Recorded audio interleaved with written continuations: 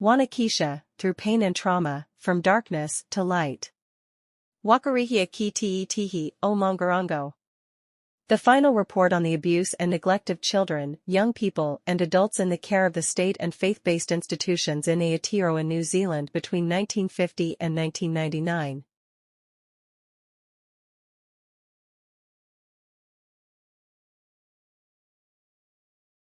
Whanaketia brochure, PDF, 727 kilobytes.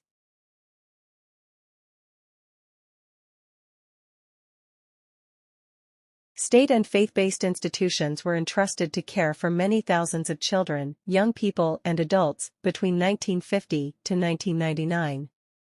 The leaders of these institutions had a duty to nurture and protect the people in their care. They failed in their duty and failed to hold abusers to account.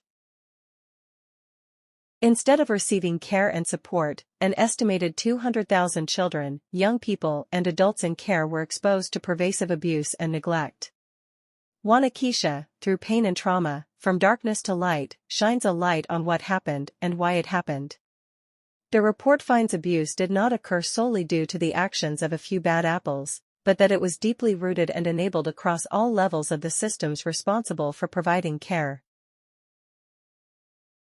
The average lifetime cost to a survivor of abuse and neglect in care was estimated in 2020 to be approximately $857,000. The estimated total economic cost of this abuse and neglect between 1950 and 2019 is around $200 billion. This is more than 3 times what the government spent on war and rehabilitation during World War II, £615 million in 1946, adjusted for inflation to $63.2 billion in 2023 dollars.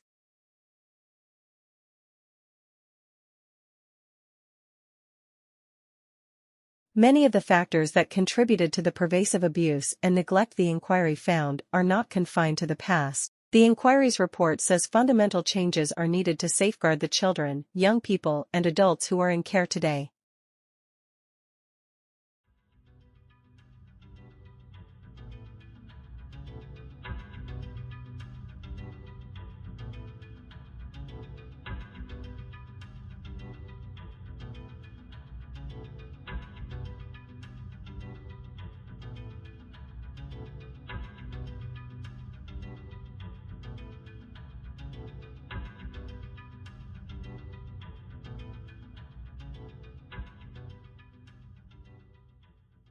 Jehovah's Witnesses.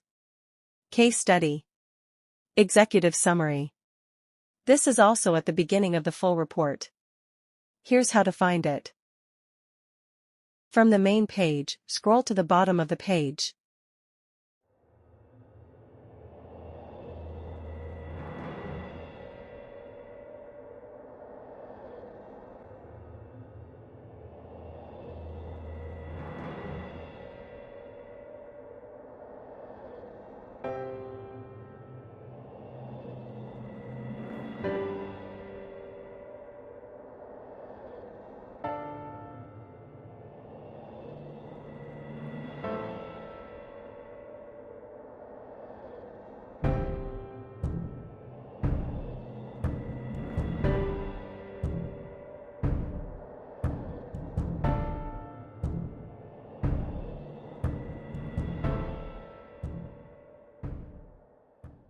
Chapter 6, Summary of Findings.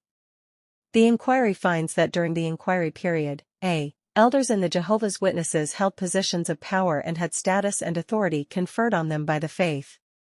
b. The faith assumed responsibility for the care of children and young people placed in the care of elders for witnessing activities, pastoral support and care, working bees and other organized activities, and investigations and judicial committee processes. The faith's assumption of responsibility for those children and young people flowed from its conferral of authority and trusted status on elders, and the actions of elders in taking children and young people into their care, unsupervised, in these contexts.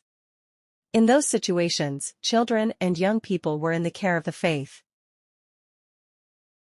c. There is credible evidence that, 1. Sexual abuse occurred in the care of the Jehovah's Witnesses faith.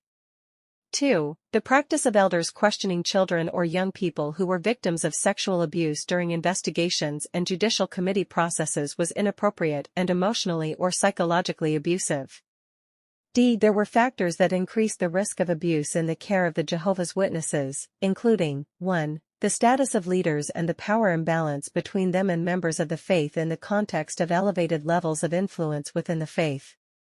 2. The barriers to the disclosure of abuse, including the place of females in the faith, the fear of exclusion and relative disconnection from the secular world. 3. Lack of vetting and training of elders in child protection and abuse prevention.